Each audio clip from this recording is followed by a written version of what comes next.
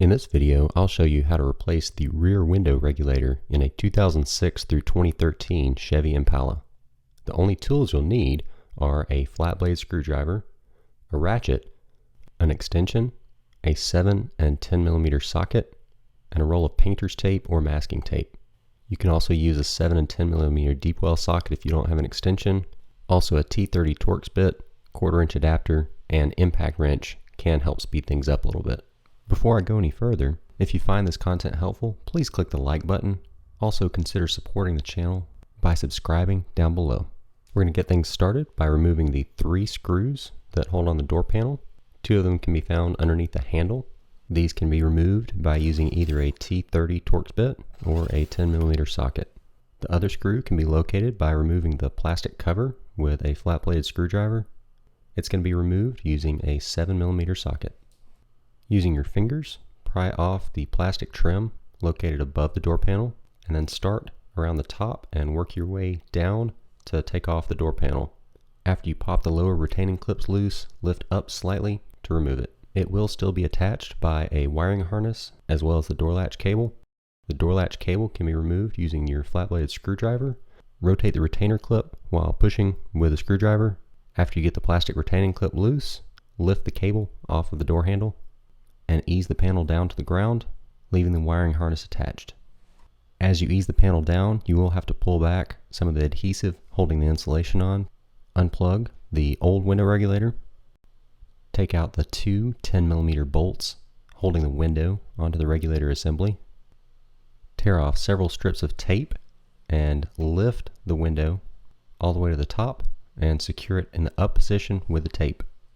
Here I use painter's tape so that it wouldn't leave any residue on my tinted windows. This is what your door should look like when you're ready to remove the old regulator. Start by removing the 10 millimeter bolt in the lower left or lower right if you're replacing the regulator on the passenger side. This is the only bolt that has to be removed completely at this stage. Next, loosen the other 5 bolts holding the regulator and motor assembly. Then lift the assembly up and off and maneuver it out of the door. I ordered my replacement window regulator motor assembly from Amazon. Check the description below for a link. You want to lay them side by side so you can transfer all 5 bolts from the old assembly to the new assembly. Before installing the new regulator, it's a good idea to plug it in, cut the key to the on position, and test out the new regulator. Please be safe and make sure you don't have your hands in any pinch points during this step. After you've confirmed that the new motor is working, you'll need to leave it in the fully down position and unplug it. Slide the new regulator assembly into the door, line up all 5 screws into their slots, and drop it into position. Line up the bracket and install the single 10 millimeter bolt and tighten it up, followed by the remaining 5 bolts. Next, support the window with your hand, remove all the tape, and slowly lower the window down to the bracket. Line up the holes with a new bracket and replace the 2 10 millimeter bolts. Locate the wiring harness for the new motor, plug in the connector, and tuck the connector inside the door out of the way. Before testing again, make sure that your door latch cable is out of the way, and then you're safe to test the operation of the new window regulator assembly. Now it's time to put things back together. Start by taking the door latch cable and inserting it into the interior handle latch and plug the plastic retainer into position. To put the door panel back on, you'll need to pay special attention to the door lock, as well as making sure the top seal is in the proper position before securing the panel back in place with the plastic clips that should still be attached to the panel.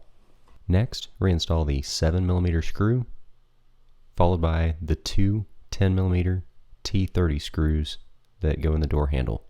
Make sure that you don't over tighten these screws, as they do screw into plastic that can easily be stripped. I use the impact to get them started, followed by a 10 millimeter socket to snug them into position.